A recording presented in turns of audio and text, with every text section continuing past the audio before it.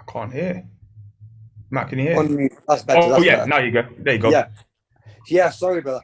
Yeah. I mean, training camp and preparation is going really, really well. See, I remember when I first come here, it was back about 3 months ago when I first thought, let me see if I like training here, if I'm gonna get on with the team. And it was so hard. Like we were training twice a day, every day. We had no days off. The only day off you have is on a Sunday, but you still have to run up a massive mountain or you have to do some steps and stuff.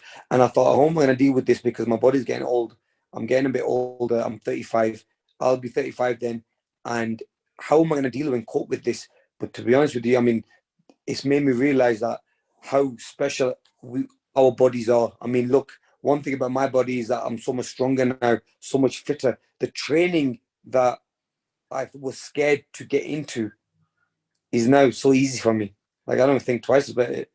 This morning I was up at 8 o'clock today. Went for a swim. Did a really hard swim session. In a couple of hours, I'm going back in the gym again, doing a boxing session.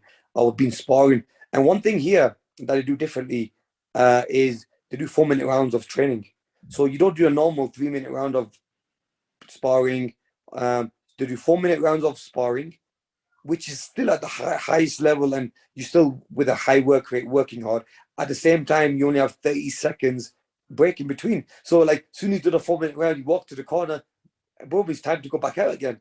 So it's really good. It's made me realize that where you can take your little breathers, where you can take your little breaks. And it's what I love about it as well is that what Bomack's done is he's bought a lot of these young fighters, like 24, 25-year-old fighters, even 26 is one another fighter.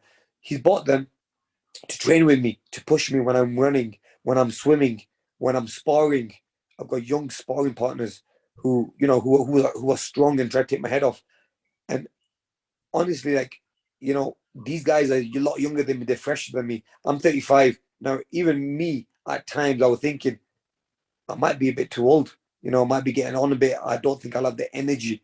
But to be honest with you, I'm the one who's outrunning these guys. I'm out sprinting these guys. I'm out doing a lot more rounds than them. I'm the one who's staying in the ring doing 4 or 5 rounds with one guy. Then another guy jumps in, and I'm still outboxing the guys who are coming in fresher. So I'm very amazed. I mean, I didn't think I had this much in me, but come fight night, Feb 19th, obviously I'm going to be more than ready.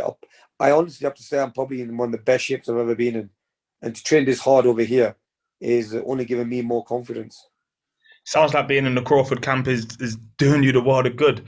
There are different ways of winning fights. What are Yeah, the important things that you'll have to do in order to get the nod against Kell Brook?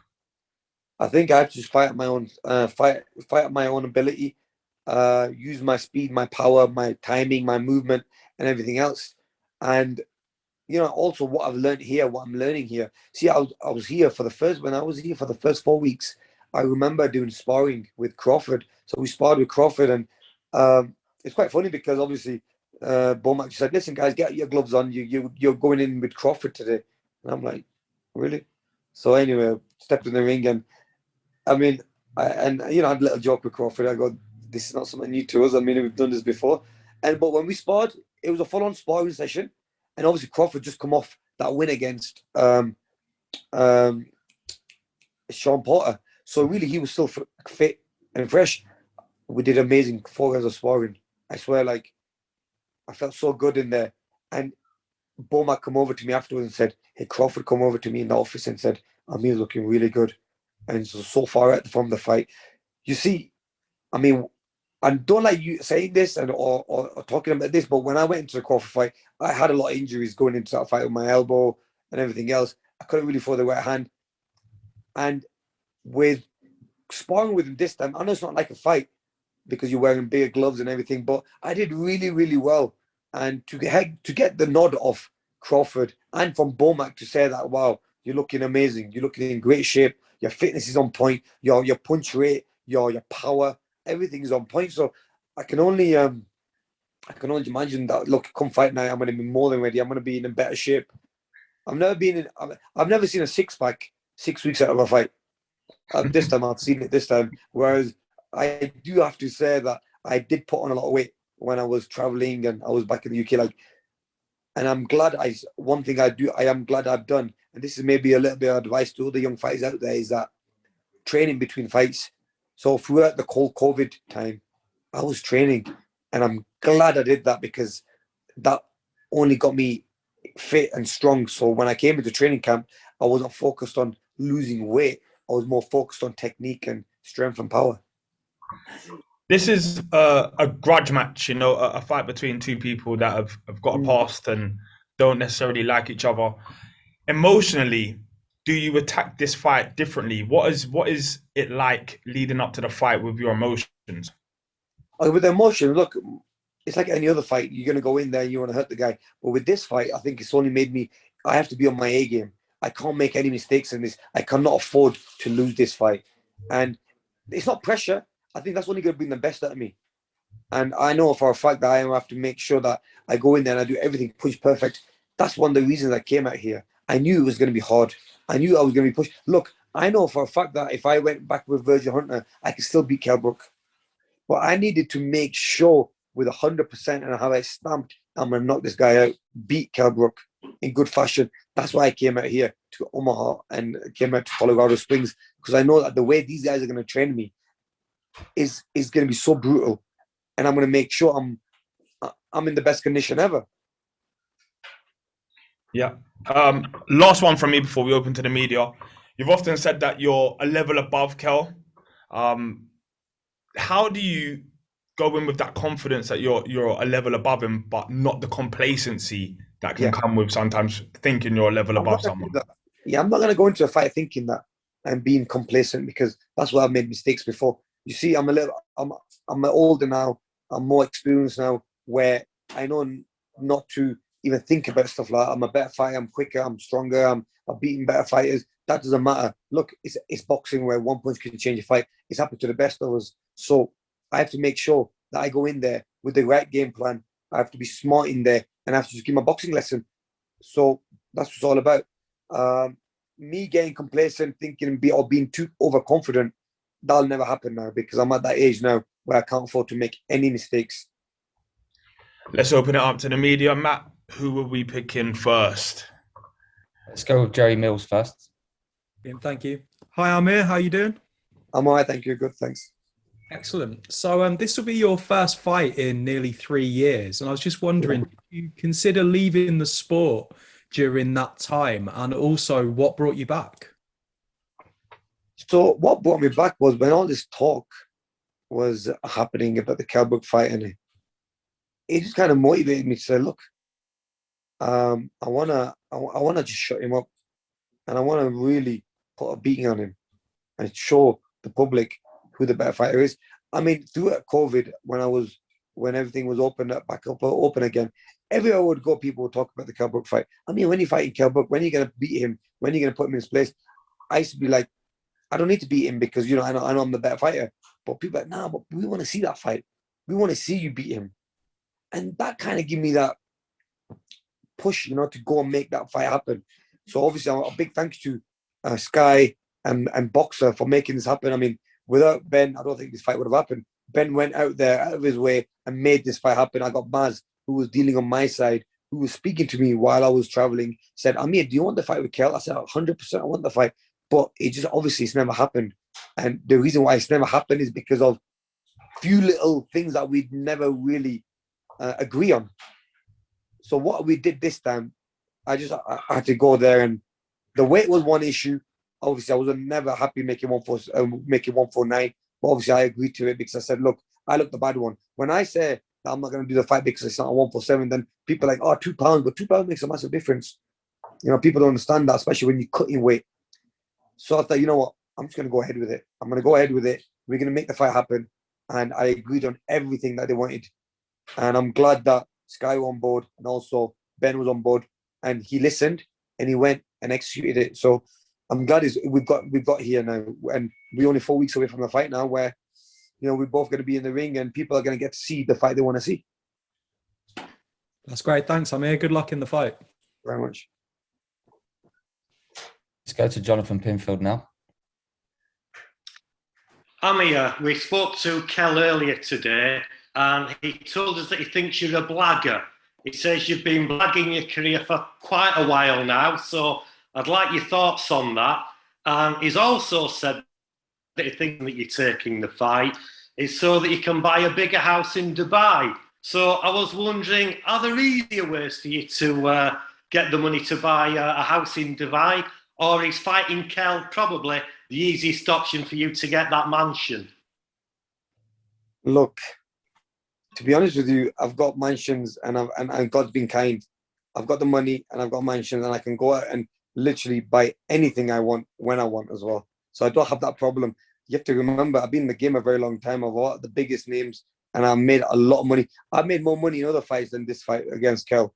I mean, for Kell to say that, that just shows that bitterness he has. It's jealousy. It's pure jealousy. Look, end of the day, this is a fight I'm doing for the public. I'm not doing it. I mean, look, okay, fine, we're prize fighters. Yes, we need to get paid when we fight. But look, end of the day, I was offered more money. No disrespect to Sky. I was offered more money from Eddie Hearn. But I turned that down. And obviously it was up to me to say which TV deal I go with and which promoter I go with. I end up going with Sky because I think Sky is the best platform for this fight, that everyone will get a chance to see me fight. Now, if it was to do with the money, I think I would have definitely gone with Eddie Hearn. But then that means less people are going to see the fight. It's not going to be promoted the same way as Sky. So that's the reason I went with Sky. I think, look, with Sky, with Kell, sorry, is that he's always at that bit of jealousy. He's always at that bit of chip on his shoulder.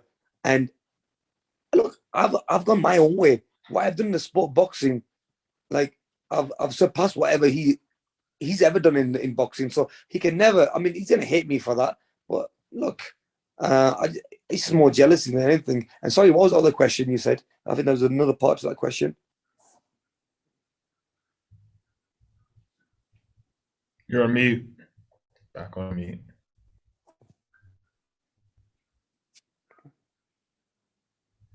Was there another part to that question? I think you're on mute.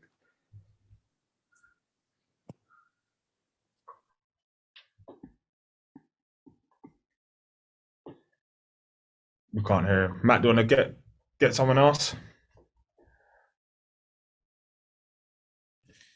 Yeah, let's go with Laurie Anshaw. Hi, Amir. Hope you're doing well. I'm with Behind the Gloves. Amir, you're known for being a slick fighter with like lightning speed reflexes. But on the other side of that coin, so is Kell Brook. He's kind of known for being quick too.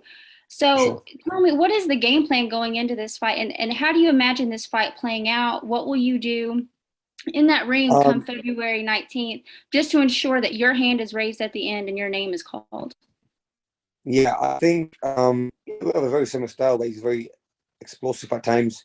I don't think he has the same work rate as me, or punches as many times or has the same speed as me. So I have that advantage over him. Honestly speaking, I don't think Kell has a chin or even could take a good shot. I think his punch resistance is gone, literally gone. And I honestly believe that he's doing this fight just for that payday. I'm doing it for the public, giving the fans what they want. Because I always thought that if I didn't take this fight, I'll always have people saying to me that you never fought Kell, you never fought Kell. It'll always be said to me, he's doing this for that payday. I mean, look, a guy who's had a beating, and for the beatings he's taken for the very little money, this fight against me is the biggest payday he's ever going to have. So obviously, he's a businessman as well. I'm sure he wants to make sure that he knows he's going to be making big money fighting me, and he's willing to risk the damages he's got on his body for that payday. And look, I hope he is ready and he's going to give me a good fight. The way he's talking, I mean, the way he's saying things is, that he's gonna beat me. He's gonna do this and do that. I hope he does. I hope he tries to, but I just don't see him doing anything. Thank you, Amir. Thanks.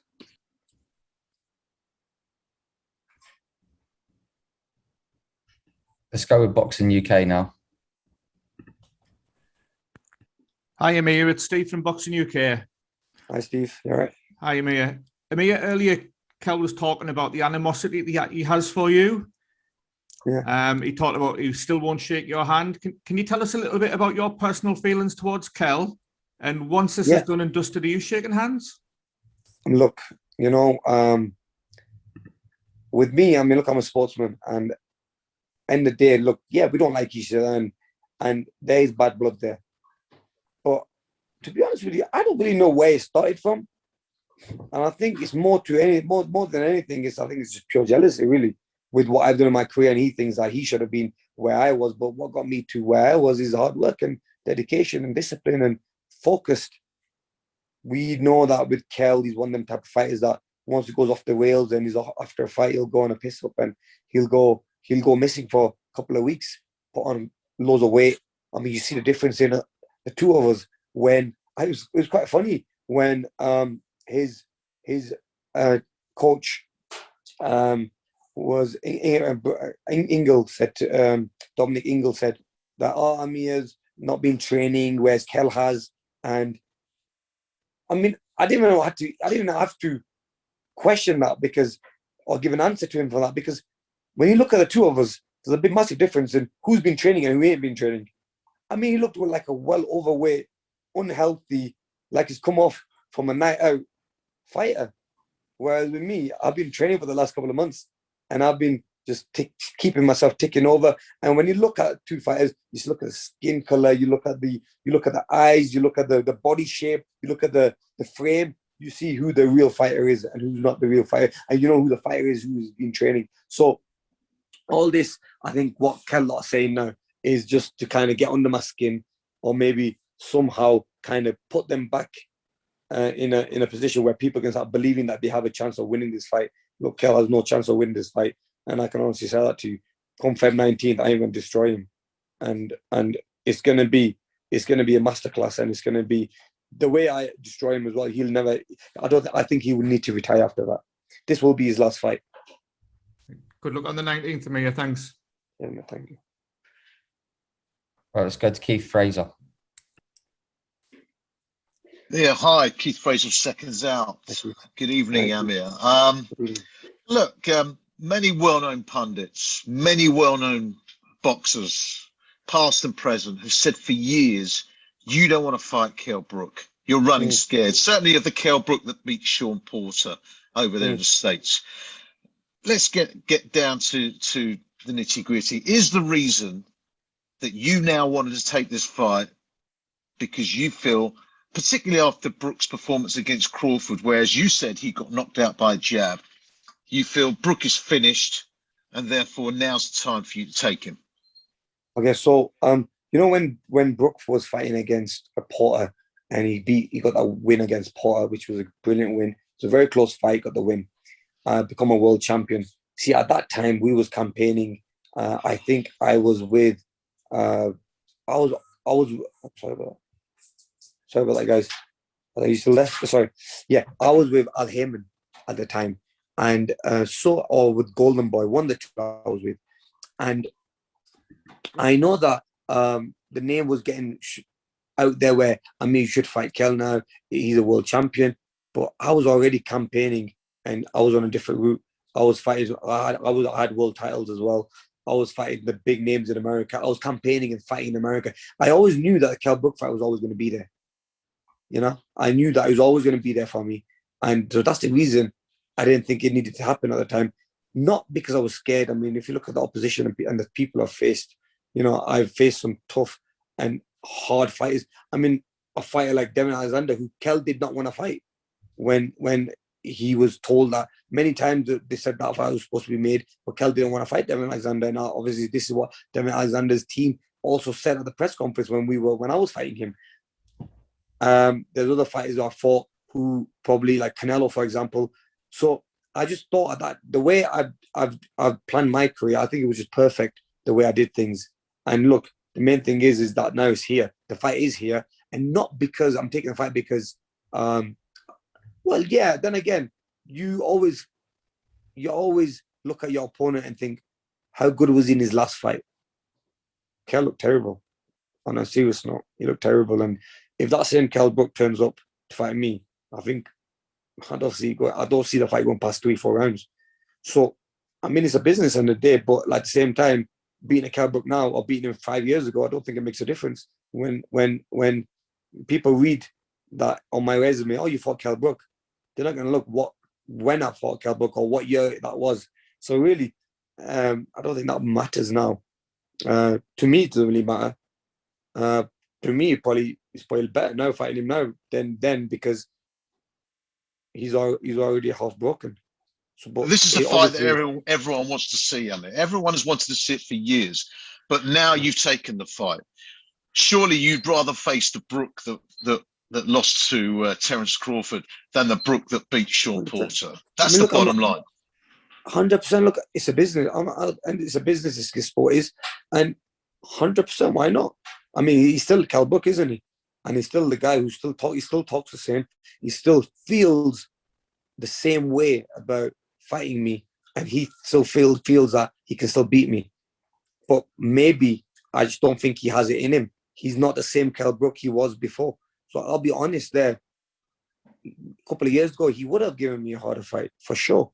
But now I think he doesn't have a chance.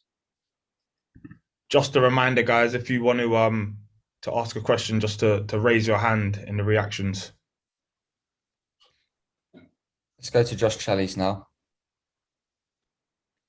Hi, Amir. I spoke to Kell Brook earlier, and we spoke about the crowd in Manchester. Obviously, you're going to have a hometown support there.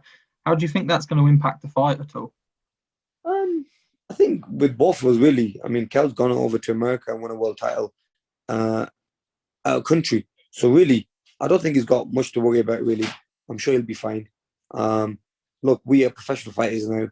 I think at a stage of our career now, we know what it's like to fight in an arena where your opponent might have more fans than you, or you might be in an arena that you might have more fans in. It doesn't really matter, because once you're in that ring, you're on your own, you know, and you just have your trainers there to listen to. It's never really made a difference to me. I've never really, it's never affected me in any way. But if he feels that it's more my hometown, and also I'll have the bigger fan base, then, you know, I'm sure he'll want to work hard, and that should be motivation for him to go out there and beat me, you know, in front of my home fans and do a job on me. Yeah, brilliant. Thank you. Let's go to Joey Mills. Thank you. So your style has always been built around tremendous speed, tremendous hand speed. I was wondering, as you've got older, is that somewhere that you feel you've had to adapt your style at all, or will you still be relying on your old quickness to beat Kell Brook? I'm not going to rely on my speed, no, because I think we need a little bit more than speed to win this fight. You know, we know that Kell has decent timing. We know he's a good boxer himself as well, and has decent speed himself as well, and power. But I think when it comes to what I've learned in these last couple of months being here, I think it's about knowing the right positionings, knowing when to throw the right shots at the right time, and also working on a little bit more power, sitting down on more shots, and having a game plan that you're going to stick with through it the whole fight. Because sometimes when you told a game plan, it's a game plan that you have to do, and you have to kind of think about sticking to. But this is a game plan for the Kell Brook fight, which I don't have to think about. It's part of the training regime that we've been doing every day, so it's going to come so naturally. That's great. Thanks, Amir. Thanks. Let's go to Ben Davies now. Hi, Amir. I hope you're well. I just wanted to ask, Kell Brook said there's a rematch clause. I just wanted to ask your point of view on that, and if that's something you may consider activating after the first fight. I mean, I think the beating that Kell's going to take, I don't think he'll want to have a rematch, to be honest with you. But look, it is there, and obviously, as both fighters now, you know, we looked at this fight and thought, if it's such a good fight, last thing we want is having issues of doing a rematch. So why not put it in there? And so that way we know exactly there will be a rematch as well if it's such a good fight and it's such a competitive and a close fight. But the way I look at it is, I don't think it will be. I think it'll be a one-sided fight where I don't think there'll be need for a rematch. Cool. Thanks, Amir. Good luck. Thank you. Go to Nick Purwell now. Hi, Amir. Just on that, because Kell was kind of talking about how he's feeling good and he'd been thinking about hoping that he can keep going on beyond this fight. Do you feel similarly then? Because obviously you're saying you're in great shape and you feel good, and in a way the break that you've had can that extend your career beyond this then? Because it seems like you'd be fresh again. Yeah, no, definitely. I think so. And with the break I had, obviously it was a long break.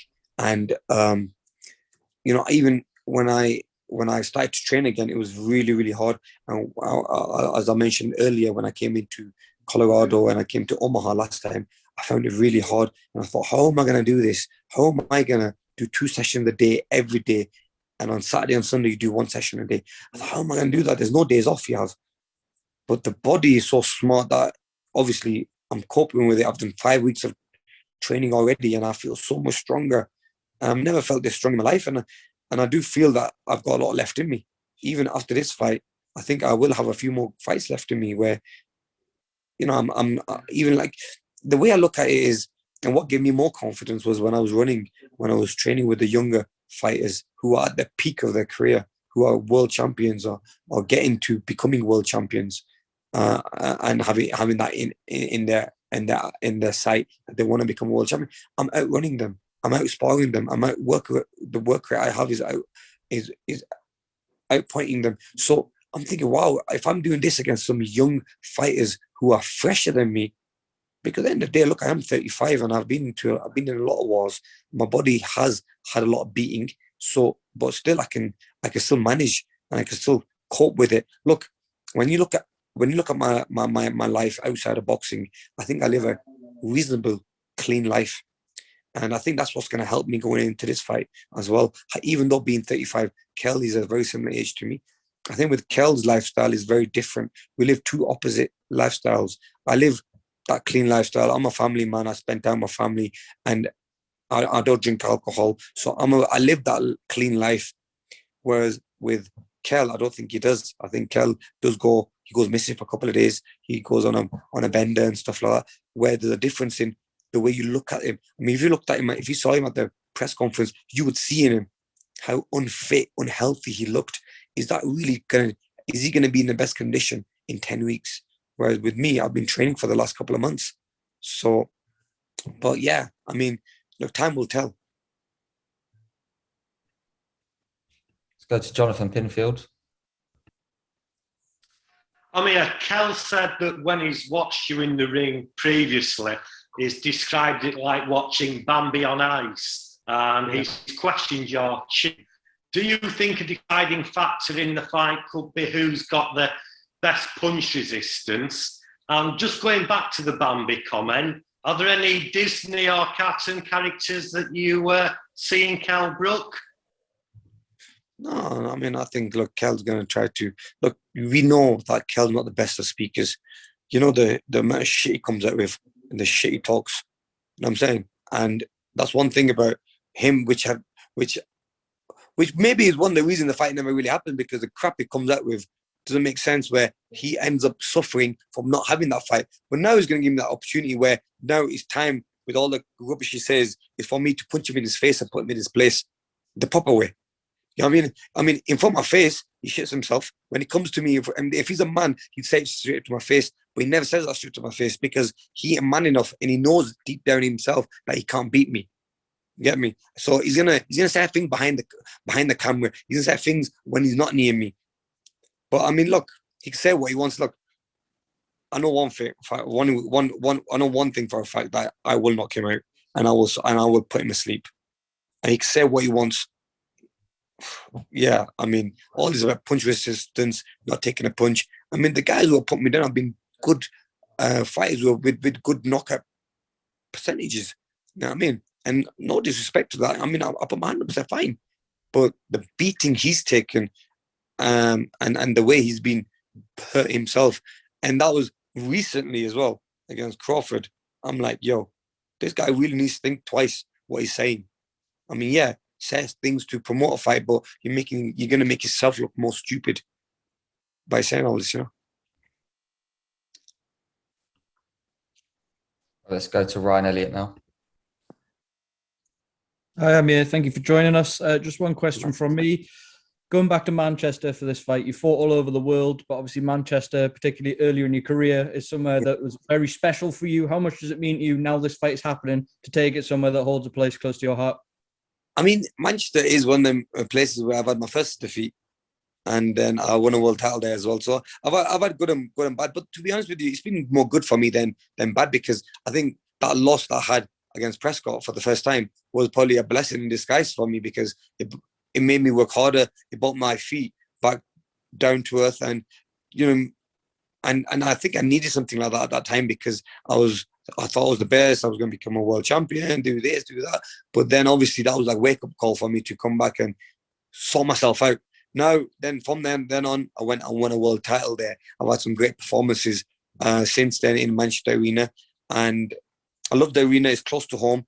I do have a lot of fans and a lot of people who support me from that area, so it feels at home to me. It's like second home to me, really, because I live in Bolton. I'm actually 20 minutes away from Manchester, so I'm quite happy that the fight's there. And look, one thing about Manchester is I think it has to be one of the best arenas out there, because you know, you've got hotels close by, you've got everything close by. For fans, it's the right location, and it just shows how quick the arena sold out within minutes. So yeah, that's Manchester for you, man. Let's go to Matt into boxing. Hi, Amir. I hope you're well. Hi, man. You're right. I was. You talk about this being obviously the business decision when you're making the fight. Would the business decision would have been to make the fight, 4 or 5 years ago? Because we talk about this fight that potentially could have filled out Wembley Stadium at the time. Yeah. Would that not have been sort of the better business decision? Probably would have been, yeah. But then, you just don't know how things can turn out, and things go from there. I really wanted to campaign and make a name for myself in America. So I was doing a lot of fights in America at that time. And then obviously I did waste a lot of time when I was chasing Mayweather and the Pacquiao fight. So I did waste some time there. I mean, if I could change some few things, that might be one of the things I would have changed to have that fight early. But look, regardless, I think it's good that it's come now as well, because people still know that it's going to be a hell of a fight. Absolutely. Well, good luck, Amir. Appreciate your time. Thank you very much. Gareth A. Davies, you had your hand up and it come down. Do you want to ask a question? I would. Good evening, Amir. How are you? Gareth, how are you? Good, thanks. I'm good, thank you. Can I go back to Disney characters, please? Yeah. Elicited a great answer from you. Does Sleeping Beauty come to mind, maybe? I mean, that's why it's called Kell, if you want, yeah, because, I mean, he's one of them guys who always, I mean, the way he comes out with things,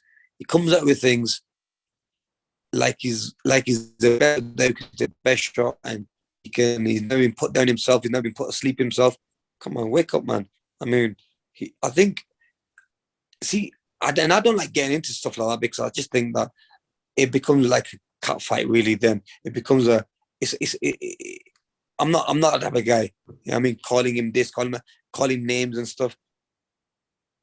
I just find it quite funny, really, and hilarious that he's come to a stage where for him to promote this fight now, or he's probably lost of words now that he's coming out with some bloody Disney characters now. Can I just quickly add to that? So are you less emotional than he is about this fight? Oh, definitely. Look, my job is just to go in there and do what I do best. With Kell, he's very emotional because he's wanted this fight for a very long time. He's very emotional because he's seen my career do so well in America, come back to UK, sell at arenas, and have, and make a lot of money in the sport. So yeah, I do feel where he's coming from. He's going to be very emotional, but it's hard work and his hard work, dedication. And also keeps mentioning about the Olympics that I went to Olympic Games. I went to Olympics because I was the best out there to go to Olympics, and I qualified. The whole team that we had, no one else qualified. If he was really that good of a fighter, he would have been picked over me, but he never was, because I was always the better fighter. Even now, as a professional, I've achieved a lot more than him. I've done better than him in my career, and financially, I've made a lot more money than him because I'm a better fighter, and that's what he needs to understand.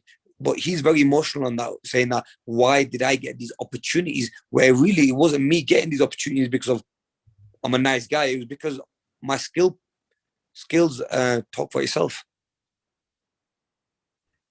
I'm gonna catch you in a little while. I think we've got another little talk after. All right, Kev. Let's go to Adam Smith now. Hey, Amir, how are you? I don't know, are you? Yeah, very good, thank you. Very excited about 4 weeks' time. A couple of things. A couple of things. One, Kell was saying earlier that it means more to him, this fight, that I think, you know, he's seen your career and he doesn't think it means this specific fight as much to you as it does to him, that he's been chasing it more than you have. Just your reaction to that. And also with Bomac, you've been through a lot of trainers over the years, from Oliver Harrison, Dean Powell, Freddie, Joe, Virgil, etc. How can you get the right game plan in place in such a short period of time? And if things do go wrong in the fight, are you convinced you've got the right guy in the corner there for you? Yeah, I definitely think I've got the right guy in the corner going into this fight. Bomac is a very good trainer. I mean, the way he breaks down a fight. I mean, what gave me the indication of choosing someone like Bomac was the way, when I fought Crawford, the way they were making me miss, the way they fought me, the way they were, even though I might have had a few injuries, but I'm not going to talk about the injury side of it, but I'm just saying the way they had that game plan. And from watching my whole amateur career, from watching my whole professional career, seeing the small little points or the mistakes I make and capitalizing on that. I mean, why is Crawford one of the best out there? Because it's a team thing. If he was on his own with a normal medium trainer, I don't think he'll be in this position. It's because it's his team. He has a really good team around him who kind of push him, motivate him, but do all the behind the scene work. So when they go into the gym with him, they tell him exactly what to do. Now, that's what they're going to do with me. Now, why I thought it's a brilliant idea to be with them is because they know me inside out. They've watched so much videos of me when they were fighting me that they know my style, how to improve me, make me a better fighter. Secondly, they know Kell Brook as well. They fought Kell Brook. They beat Kell Brook. So they know Kell really well. So it's not, there's two fighters, myself and Kell, who they don't know much of. They know a lot about us. So that was one of the ideas to be with him. But then to train here in altitude and the way he trains his fighters, it tells me now why Crawford is pound for pound one of the best fighters in the world, because they really push the fighters. I mean, I remember coming a couple of months ago when I saw Jamel training, and I was like, oh my God, like this guy's a beast, and they can have me doing that. And thinking about it now, when I was thinking about it then, I was like, how am I going to do this? Because I've never been pushed from like Virgil or Freddie or anyone like this. And at the same time, what was in my mind was, I'm getting older. So is my body going to cope with it? I'm going to start getting injuries. But guess what? I mean, the body is so smart where, you know, I didn't think I had it in me to do it, but guess what? I came through it. I feel stronger, the best shape I've ever been. And I'm doing everything that the other guys like Jamel, Crawford do, and the other fighters do. And I'm giving it my all as well. I'm pushing it hard as well. So that's one thing I've realized, that, you know, I can do it still. And I can push myself right to the limit where I'm out beating the young fighters. I'm out sprinting them. I'm beating them in this long distance. I'm sparring them, doing the 4-minute rounds of sparring. I was so scared of the 4-minute round sparring. I'm thinking, how am I going to do that? Because 3 minutes is hard, let alone another minute on top of that. 4-minute rounds of sparring, 30-second breaks. I'm finding it easy now. So, and Bomac with his game plan is giving it, is sticking in there because I respect the guy so much. He beat me. He beat me with Crawford. He beat Kell with Crawford. So he must know something, and he must be good at setting a game plan. So that's why I have so much respect for him. So whatever he tells me to do, I do. And sorry, what was the first question, Adam? Just that Kell said that it means so much more to him. Oh yeah.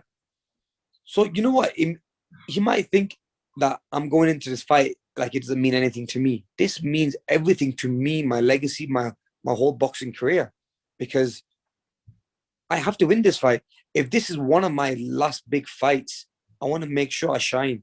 I look good in it. I don't want to be remembered as a fighter who was really good when in his mid age, and then as he got older, he just kind of fell off. I mean, no, I don't want to be one of the fighters. I don't want to be known for one of them fighters. And I have to win this fight. I have to go into this fight because this is such a big grudge match in the UK.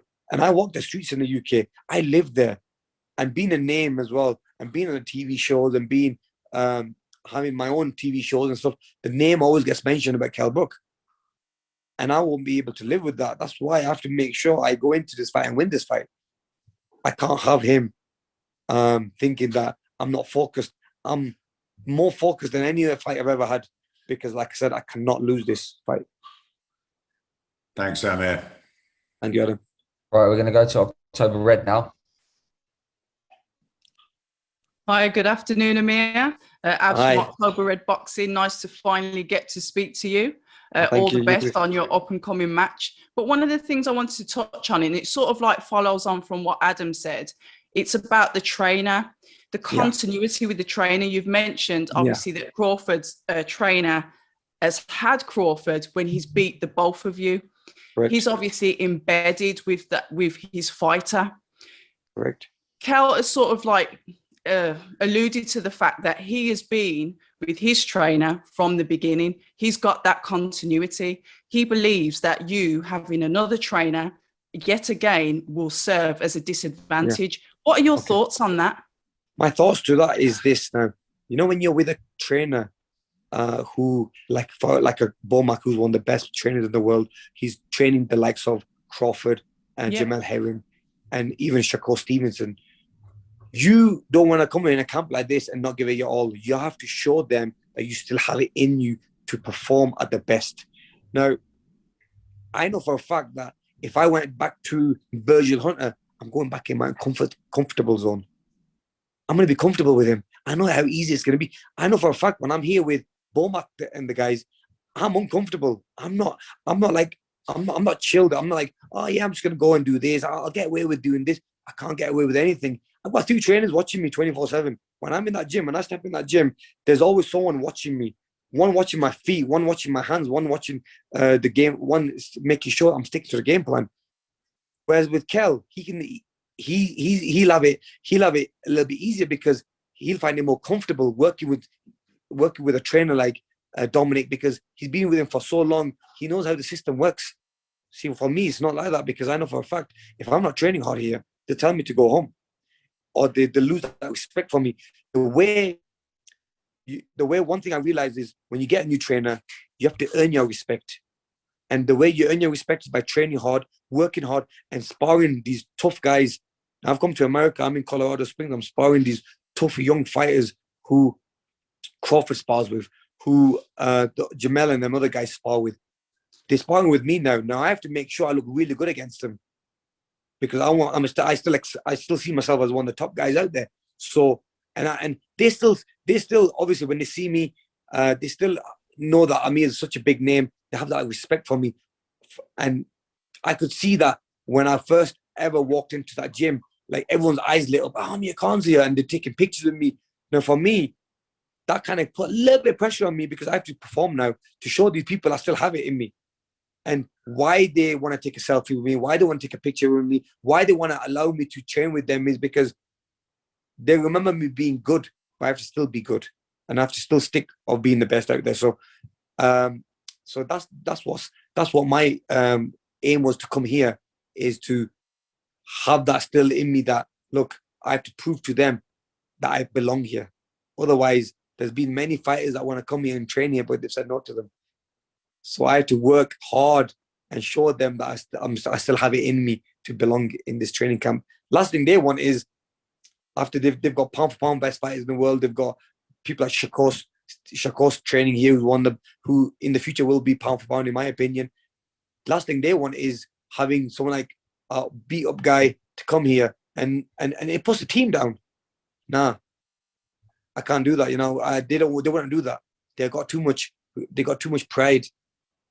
And it's good for me to know that, because it makes me train hard.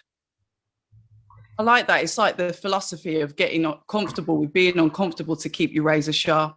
100%. All the best. I understand what you're saying. That is true, because I remember when I used to do training camps with like Virgil Hunter and other trainers who you used to, and it becomes easy because you know exactly what to do. You know the days off you're having. Hey, I've had no days off. Like I've had some days off, half days off. I've had some easy days and some hard days. I just don't know what to expect with these guys. You know, I mean, every day is a different day. Whereas with Freddie and other coaches, I used to know what to expect. So you become comfortable with that. I'm very uncomfortable here, you know, but it's tough. It's bringing the best out of me. Awesome. Right. Thank you very much for your time. I think that's where we'll wrap it. Apologies if you didn't get to ask a question. We'll have plenty more opportunities to speak with Amir over the next few weeks. Amir, anything you want to say to Kell?